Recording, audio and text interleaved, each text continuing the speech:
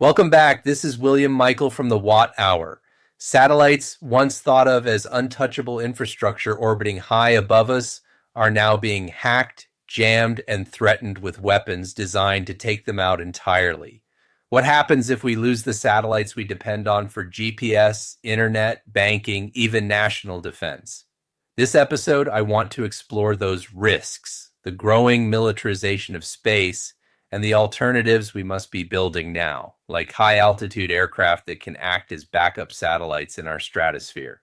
Because if space becomes unusable, the world as we know it changes overnight. Space. Today we're diving into a topic that's no longer science fiction. It's our present reality. Space, the final frontier, is becoming a battleground. Satellites that once symbolized connectivity, exploration, and global cooperation are increasingly being treated as military targets. This isn't just a shift in technology, it's a shift in how nations think about war, power, and control. A realm of exploration is now a contested battleground. Satellites, vital for global connectivity, are increasingly hijacked and targeted. This shift threatens the infrastructure we depend on daily, transforming space into a strategic military domain. Let's start with what happened recently. A pro-Russian hacker group hijacked a Ukrainian TV satellite.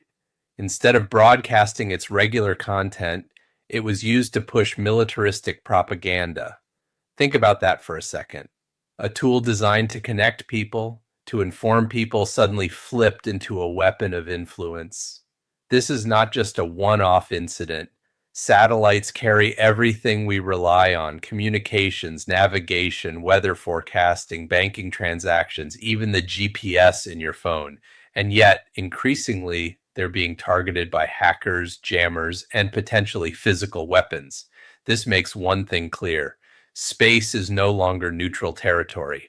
It's contested, and it's vulnerable. Russia is reportedly developing a space-based nuclear weapon capable of disabling entire satellite constellations in low Earth orbit.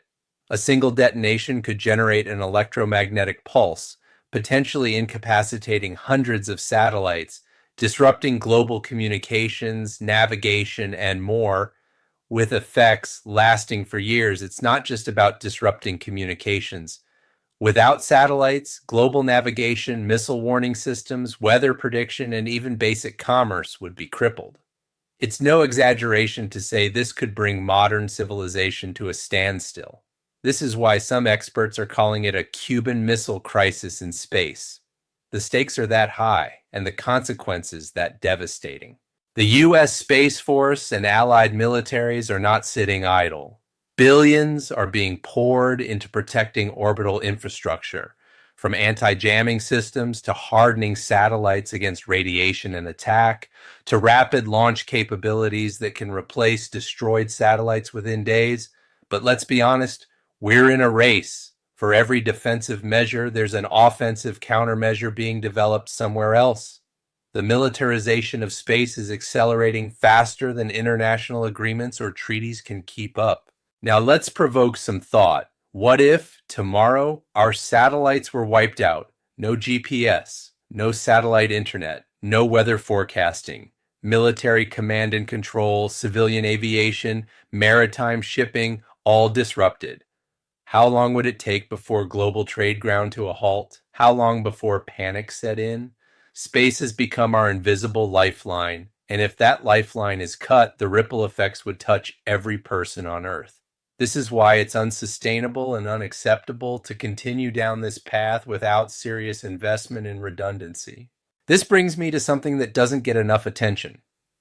High-altitude pseudo-satellites, or HAPS.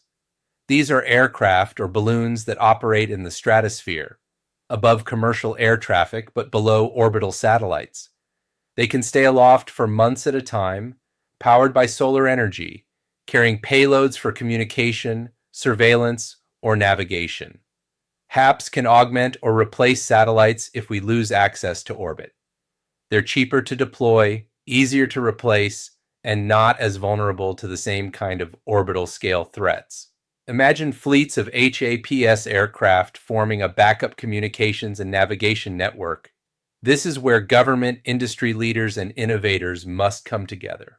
We need to build and deploy these systems now, not later, because by the time we lose satellites, it will be too late to scramble for alternatives. So here's the bottom line. Satellites are becoming military targets. Nuclear threats in orbit are real, and the militarization of space is accelerating. The question is not if, but when something catastrophic could happen in space.